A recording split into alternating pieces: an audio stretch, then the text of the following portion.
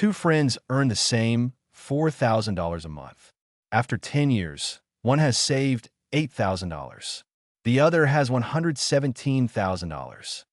The difference is in income, willpower, or luck. It's a single rule from a 2005 Elizabeth Warren book, 50/30/20. Today, exactly how it works and the 5 steps to make it stick. By the end of this video, you will know the complete 5-step 50/30/20 system that turns any paycheck into a structured wealth-building plan, including the sub-bucket split that creates a $117,000 gap over 10 years in under 9 minutes. Every time you get paid, you face the same question. How much for bills? How much for fun? How much to save? Most people guess. Then they wonder where the money went. Money without structure leaks. Money with structure builds. Across long-run U.S. Federal Reserve household finance data, including the annual report on the economic well-being of U.S. households, a large share of adults consistently report they couldn't cover a sudden $400 expense without going into debt. That number tracks closely with whether someone has a written, percentage-based plan for handling money. The plan is the variable. The 50/30/20 rule was popularized in the 2005 book, All Your Worth, the ultimate lifetime money plan, co-authored by U.S. Senator Elizabeth Warren and her daughter, Amelia Warren Tyagi. Variations have been used by financial planners around the world for decades. The reason it works is psychology, not math.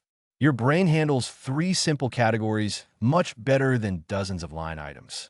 3 buckets is the sweet spot, small enough to track in your head, large enough to capture every spending decision. The 2004 Thaler and Benartzi Save More Tomorrow paper documented one principle clearly. Pre-committed, percentage-based plans dramatically increase how much people actually save because they remove the daily decision. A 50/30/20 plan is exactly that, pre-committed, percentage-based decision removing. The rule applies to take-home pay, money that actually lands in your account after taxes. Not gross salary, not contract amount. Use $4,000 a month as the example. The math is identical in any currency. Replace $4,000 with your number. Multiply by 0.5 for needs, $2,000. Multiply by 0.3 for wants, $1,200. Multiply by 0.2 for savings, $800. That's the whole plan. 3 numbers. Once. Forever. The math takes 30 seconds. The benefit lasts your entire life. Most people skip this step because it feels too easy. That's the trick. Easy is the point. Needs are things you must pay or your life breaks. Rent or mortgage. Food, groceries, not restaurants. Basic utilities. Transport to work. Minimum debt payments. Basic insurance. Needs should fit inside 50% of your take-home pay.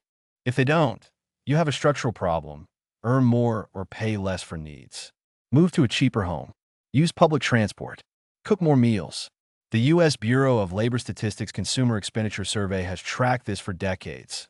Households whose needs eat over 60% of take-home pay accumulate measurably less wealth, regardless of income.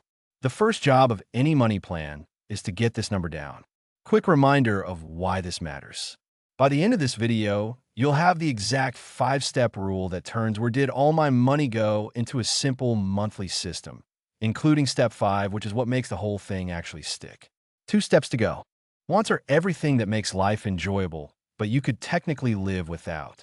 Restaurants, streaming, new clothes you don't need, travel, hobbies. This category is 30% of take-home pay. The trick is the word real. Real joy is fine. Reflex spending is not. Reflex spending is buying because you're bored, sad, or scrolling. Before any want purchase, ask one question: will I actually enjoy this? Or am I just bored? If the honest answer is bored, skip it. Keep your wants for things you'll actually remember next month. Quality over quantity. This is the most powerful part of the rule. Savings is 20% of take-home pay. Most people try to save what's left at the end of the month. Nothing is ever left, so they save nothing. Flip it. Pay yourself first. The moment your paycheck arrives, Move 20% to savings before any other spending happens. Automate it if possible. Most banks let you set this up once and forget it. The 2004 Thaler and Bernard C. Save More Tomorrow paper documented this directly. Automating a savings transfer dramatically increases how much people actually save because it removes the daily decision from the equation.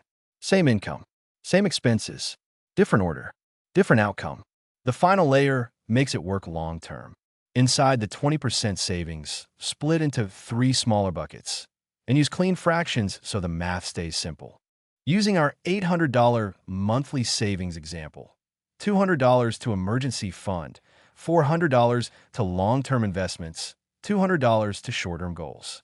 First, emergency fund. Money set aside for unexpected costs like medical bills or job loss. Target 3 to 6 months of needs. Keep this in a regular savings account. That's the $200 line. Second, long-term investments. This goes into a globally diversified index fund, a basket of many companies bought in one click.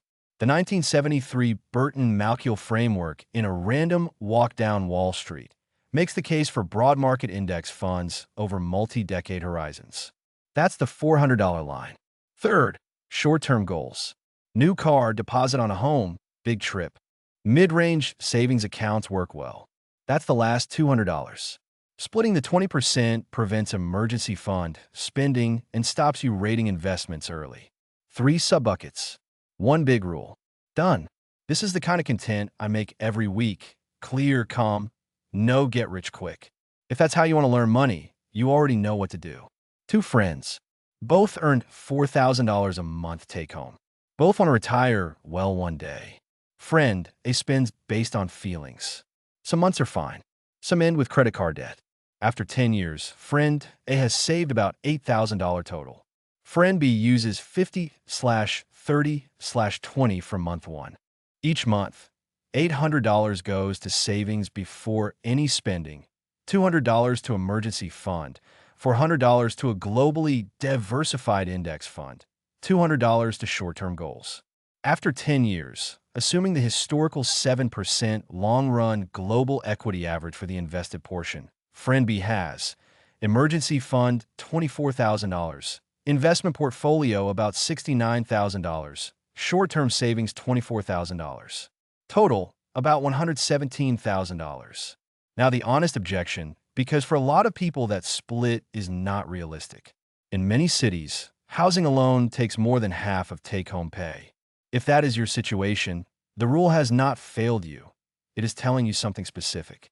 Treat 50/30/20 as a direction to move in, not a pass or fail test.